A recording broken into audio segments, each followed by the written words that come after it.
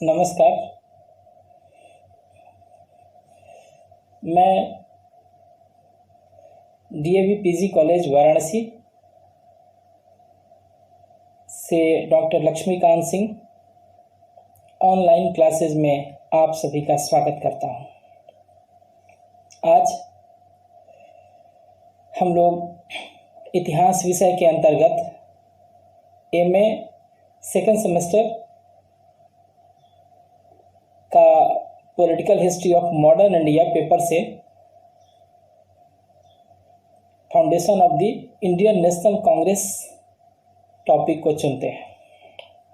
ये इस पेपर के आखिरी यूनिट से लिया गया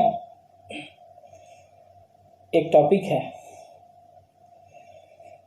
आज हम लोग इस पर चर्चा करते हैं। कांग्रेस की स्थापना को जानने से पहले हम लोग इसके बैकग्राउंड को समझने का प्रयास करेंगे।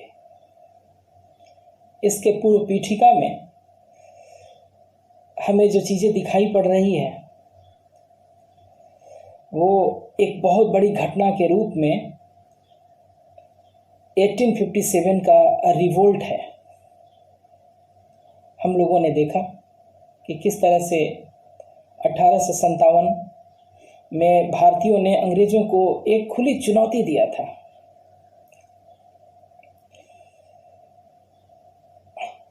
ब्रिटिश प्रशासन की लगभग ऐसा लग रहा था कि उनकी जड़ें उखड़ जाएंगी। ऐसे हालात में बड़ी मुश्किल से इस विद्रोह को अंग्रेजों ने दबाया।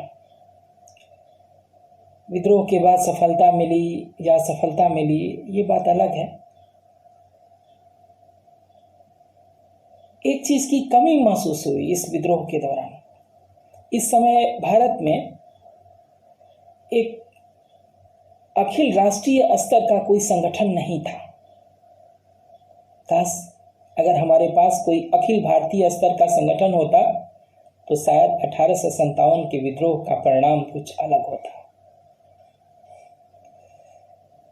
लंबे समय से एक इस तरह के संगठन की हमारे जो राष्ट्रवादी लोग थे उनको जरूरत महसूस हो रही थी और ये सपना साकार हुआ 1885 ईस्वी में जब इंडियन नेशनल कांग्रेस की स्थापना होती है। इसकी पृष्ठभूमि में बहुत सारी चीजें थी जिसमें सर्वप्रथम अंग्रेजों द्वारा लगभग पूरे भारतीय उपमहाद्वीप पर एक एडमिनिस्ट्रेटिव सेटअप डेवलप कर दिया गया है। कहीं ना कहीं ये चीज़ें, एक तरह का प्रशासन, एक तरह की समस्याएं पूरे अखिल भारतीय स्तर पर स्थापित हो चुकी थी जो राष्ट्रीयता की भावना को कहीं ना कहीं प्रेरित करती थी। दूसरा, हमारा मध्यम वर्ग अब शिक्षित हो गया था और अब ये इसके लिए, इस मध्यम वर्ग के लिए भारत ही नहीं पूरा यूरोप, अमेरिका से लेकर के एशिया तक के राजनीतिक परिस्थितियों को देखना बड़ी आसान हो चुका था। ये मध्यम वर्ग काफ़ी अवेयर था, अपने अधिकार, अपने कर्तव्यों को भली भांति जानता था। जिन्होंने राष्ट्रीयता की भावना को विकसित करने में एक महत्वपूर्ण प्रेरक का काम किया।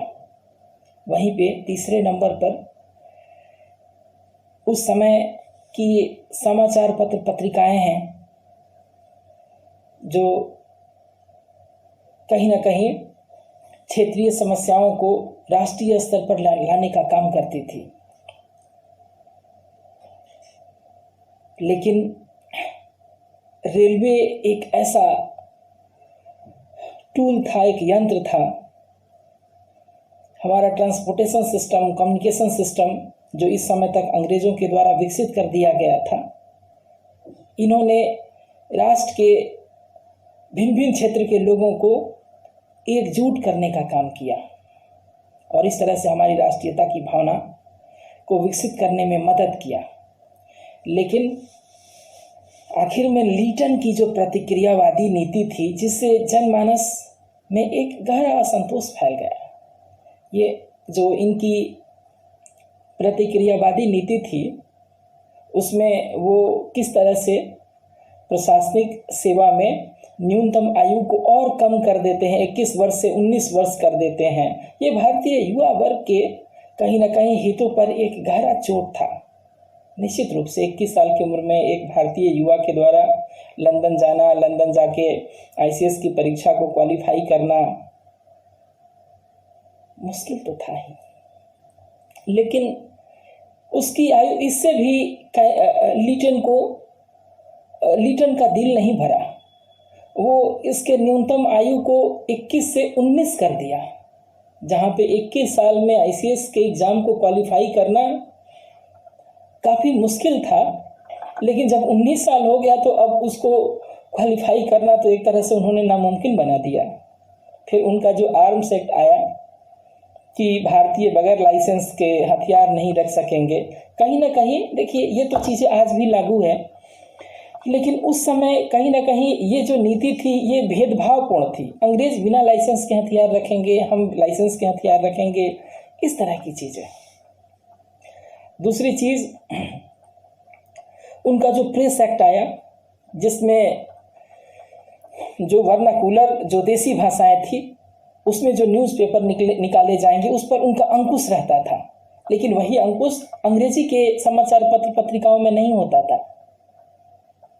फिर उनका एल्बर्ट बिल आया, जिसमें एक भारतीयों को अधिकार दिया गया कि एक भारतीय जज को अधिकार दिया गया कि वो गोरे लोगों के खिलाफ भी मुकदमों की सुनवाई कर सकता है, और जिसका पूरे अंग्रेज और यूरोपीय लोगों ने, भारत में रहने वाले यूरोपीय लोगों ने एक स्वर में विरोध किया। अब भारतीय जनमानस को कहीं ना कहीं ये चीज़ें दिखने लगी कि संगठन के स्तर पर, संस्थागत स्तर पर अंग्रेजों का विरोध आवश्यक हो गया है, और कहीं ना कहीं इसी सिलसिले में भारत में एक अखिल भारतीय स्तर की राजनीतिक संस्था की आवश्यकता महसूस हो रही थी, और परिणाम था इंडियन नेशनल कांग्रेस। तो हम आते हैं इंडियन नेशनल कांग्रेस के स्थापना पर। निश्चित रूप से हम सभी जानते हैं कि 28 दिसंबर 1885 ईस्वी में मुंबई में इंडियन नेशनल कांग्रेस की स्थापना हुई थी, जिसमें पहली बैठक में जिसके 72 प्रतिनिधि और कुछ पर्यवेक्षक यानी कुछ ऑब्जर्वर्स भी रहे थे, यानी कि एक सीमित स्तर पर इसका सम्मेलन होता है मुंबई में। हम लोग थोड़ा सा इसकी भूमिका पर जाते हैं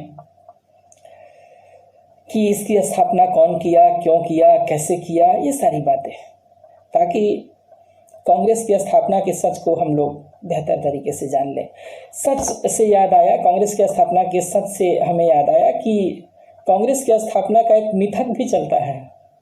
हम सभी इससे दो चार हो चुके होंगे। बहुत सारे लोग कांग्रेस की स्थापना को कहीं ना कहीं अंग्रेजों की या एओ ह्यूम या डफरिन के कॉन्स्पिरेसी से जोड़कर देखते हैं, लेकिन हमको ऐसी बातें नहीं करनी है। बाद के दिनों में कांग्रेस जैसे एक महान संगठन ने साबित किया कि उनका उद्देश्य, उनका साध्य, उनका साधन दोनों पवित्र था। उनका उद्देश्य, उनका औचित्य दोनों क्रिस्टल की तरह क्लियर था, क्रिस्टल क्लियर था। इसमें कोई भी दो राय नहीं है। तो हम लोग सच पर ही ज़्यादा जोर देंगे कि कांग्रेस की स्थापना का सच क्या है। हम मानते हैं कि कांग्रेस की स्थापना एओ ह्यूम जैसे एक प्रशासनिक अधिकारी के द्वारा हुआ। ये अधिकारी उस समय का जो वायसराय था, उस समय के वायसराय का वरद हस्त इस अधिकारी के सर पर था और वो इस तरह के राजनीतिक संगठन की निर्माण की आवश्यकता पर जोर दे रहा था, जिससे कि भारतीयों के जो हित हैं सामाजिक राजनीतिक, उनको उस पटल पे रखा जा सके। कुछ लोग कहते हैं कि इसमें अंग्रेज़ों का ये हित था कि 1857 जैसे बड़े विद्रोह की पुनरावृत्ति ना हो जाए और इसीलिए ये ऑर्गेनाइजेशन एक तरह के सेफ्टी वाल्व का काम करे। जो भी हो, शुरुआत में कांग्रेस की स्थापना हुई, उसमें से जिसमें 72 लोग थे, उसके सदस्यों में, प्रतिनिधियों में या उनके पर्यवेक्षक लोग अलग से थे कुछ, उसमें अधिकांश लोग महाराष्ट्र से थे, कुछ लोग संयुक्त प्रांत से थे, बंगाल से थे, कुछ लोग पंजाब से थे, मध्य प्रांत से थे कुछ लोग। इसमें लगभग 85% लोग, लगभग 80 से 85% लोग शिक्षित थे, लिटरेट थे, एजुकेटेड थे। हम एजुकेटेड कहें तो ज़्यादा बेहतर होगा। अब 80% लोग एजुकेटेड थे। इसमें से काफ़ी लोग ग्रेजुएट भी थे। कहीं ना कहीं जो इसकी एक मेरिट थी, अंग्रेज़ों ने बाद में चलकर इसको एक तरह से डीमेरिट के रूप में खूब प्रोपेगेंडा या एक तरह से प्रोपेगेंडा फैलाया कि जो कुछ बुद्धिजीवी लोगों की, कुछ अल्पसंख्यक लोगों का एक संगठन है ये, जिसको कहीं ना कहीं भारतीय लोगों का विश्वास हासिल नहीं है। इस तरह की बातें भी उठाई गई बाद में चलकर।